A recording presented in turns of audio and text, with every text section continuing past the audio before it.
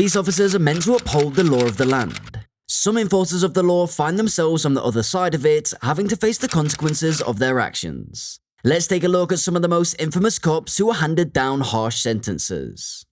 Joseph Miedzianowski. Joseph Miedzianowski, a police officer from Chicago, made a name for himself, the city's most corrupt law enforcer.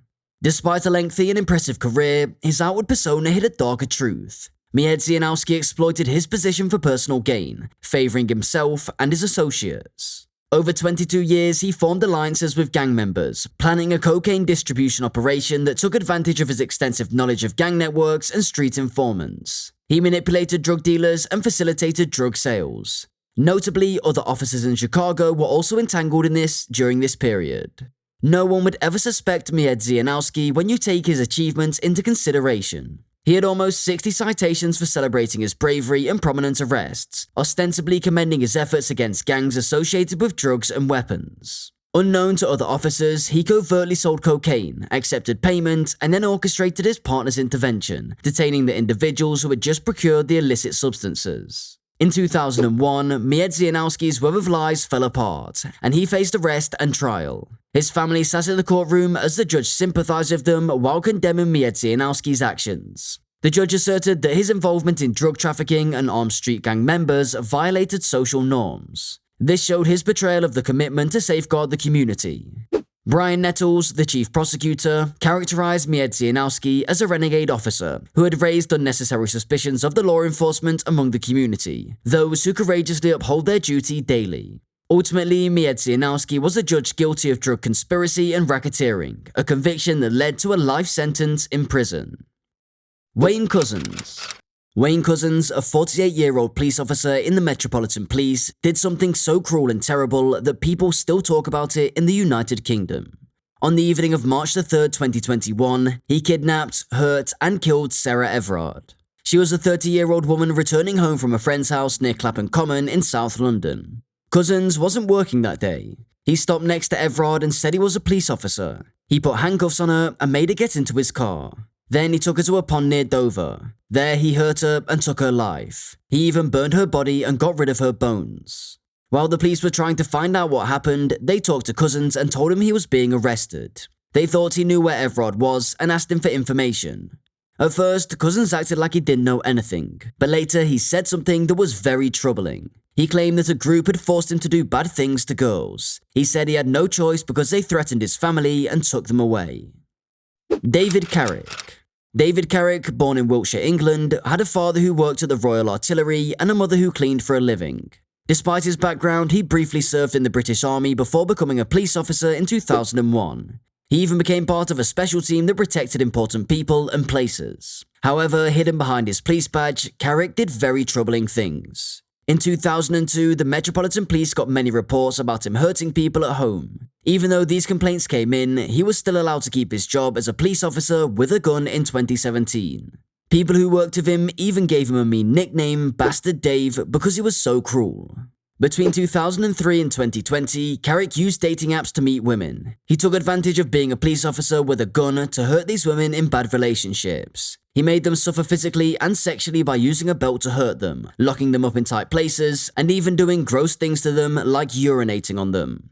He controlled what they wore, where they slept, and even how much they ate. Then, in 2021, another woman accused him of doing something very wrong to her on a date, and he got in trouble with the police. When he was put on trial, Carrick first said he didn't do anything he was accused of. But in December 2022, he changed his story and admitted he was guilty of 49 charges, including 24 times of hurting 12 different women badly.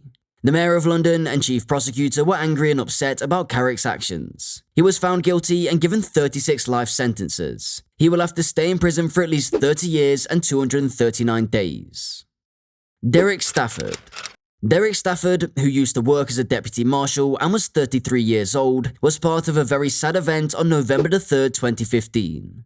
While trying to stop a car, he shot and killed a 6-year-old named Jeremy Mardus. When this happened, Jeremy's father, Chris Few, was driving the car. Stafford and another officer chased Chris because he didn't stop when they asked him to. They chased him for about 2 miles, and Stafford shot at the car 14 times. Chris had his hands in the air and still got shot like that, mercilessly.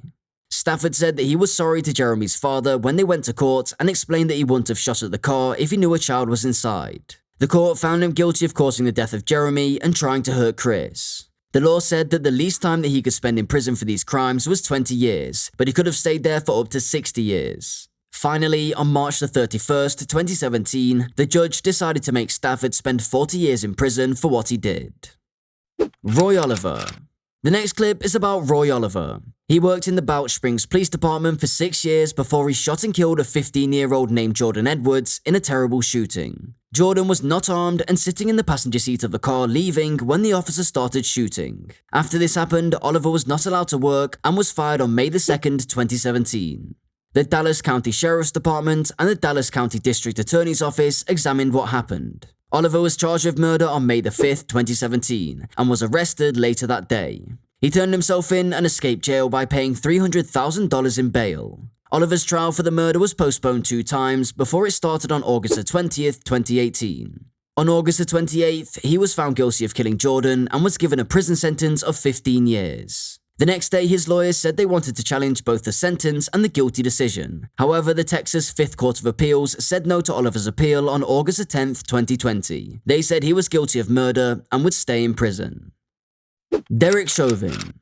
Derek Chauvin used to be a police officer in Minneapolis. He became famous across the country because of what happened to George Floyd. During an arrest, Chauvin knelt on George Floyd's neck for more than 9 minutes, and this caused George Floyd to pass away. The incident was recorded on video, leading to big protests against unfair treatment by the police and racism.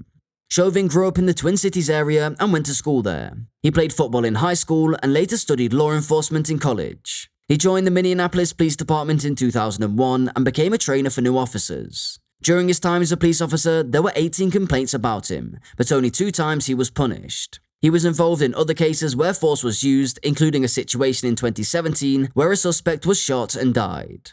On May 25th, 2020, Chauvin and 3 other officers got a call about someone using fake money. They found George Floyd, a black man, and a parked car. They put him on the ground and Chauvin knelt on his neck while Floyd said he couldn't breathe.